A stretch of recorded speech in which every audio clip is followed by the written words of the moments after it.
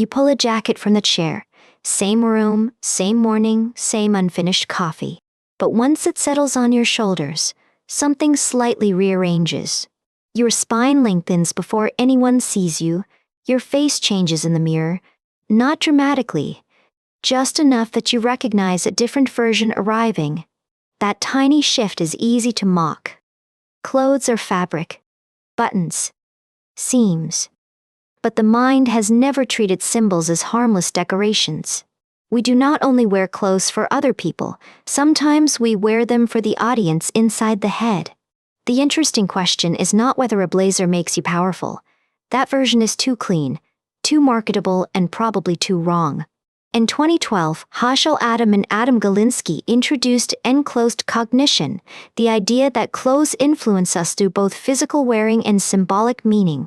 Their famous lab coat studies suggested that wearing a garment associated with careful attention could change performance on attention-related tasks. Notice the structure. The coat did not contain intelligence, it carried a role, and the body, wearing the role, behaved differently. Still, psychology has learned to be wary of elegant findings. Pause. The more perfect a result sounds, the more carefully we should hold it. After the replication crisis, researchers began asking whether early enclothed cognition findings were sturdy, fragile, or simply more conditional than first believed. This is where the story gets better, not simpler. Better, because it starts looking more like real life. A 2025 meta-analysis by Hordand, Adam, and Galinsky examined 105 effects from 40 studies across 24 articles, totaling 3,789 participants.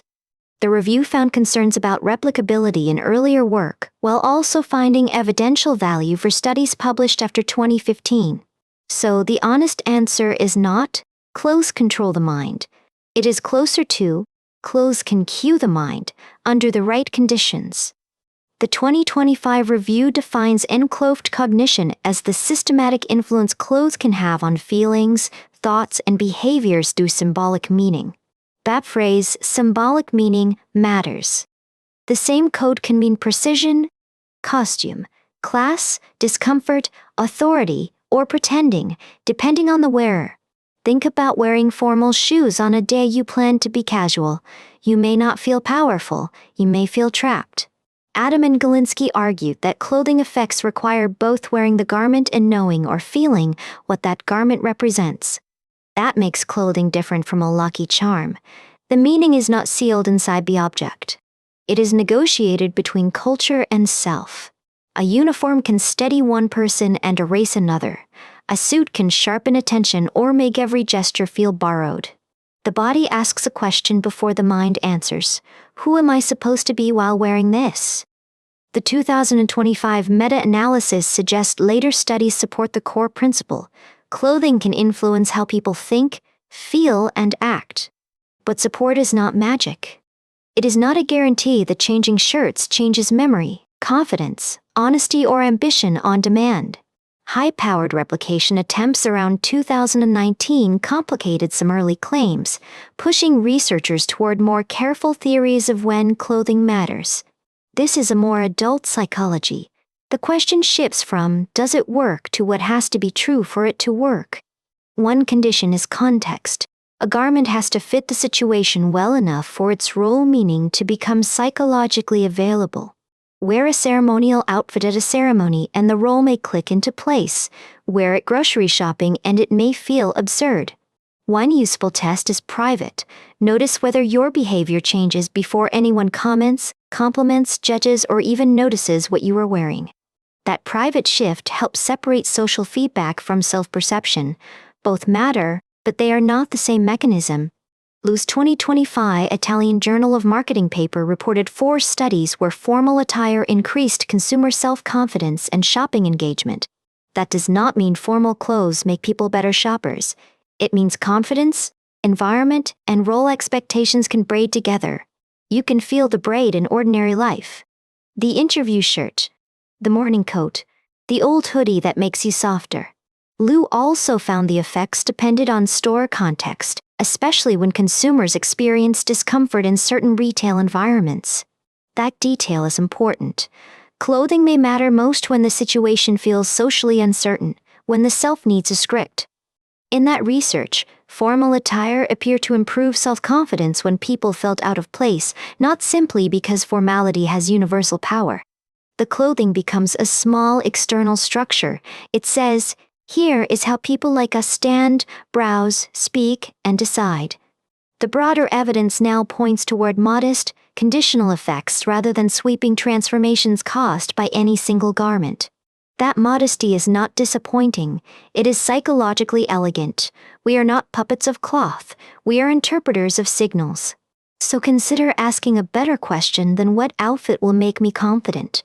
Ask what role this outfit helps me enter. The original theory emphasized symbolic meaning, which is why two people can wear the same garment and experience different psychological cues. A school uniform might feel like belonging to one student and surveillance to another. The fabric is similar.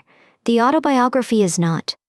Horton, Adam and Galinsky's review argues that later evidence still supports the core idea, but with stronger caution around overgeneralizing. Caution changes the practical lesson. Dress for success sounds like commandment. Dress for role entry sounds like experiment.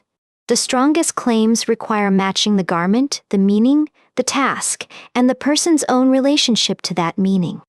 If you wear a lab coat but associate it with panic, hierarchy, or embarrassment, carefulness may not be the meaning that arrives.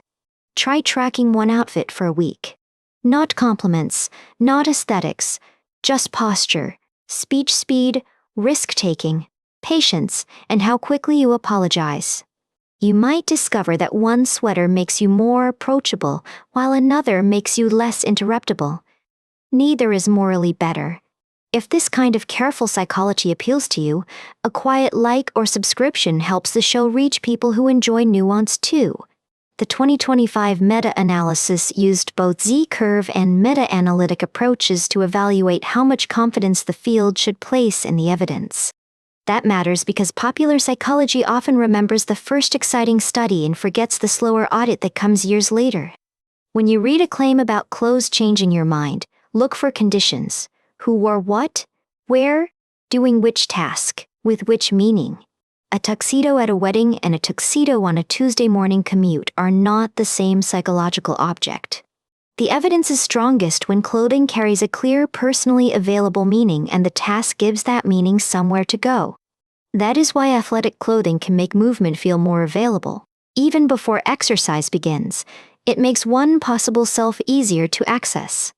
Research suggests it may help to choose clothes that cue the behavior you want rather than the impression you hope to force.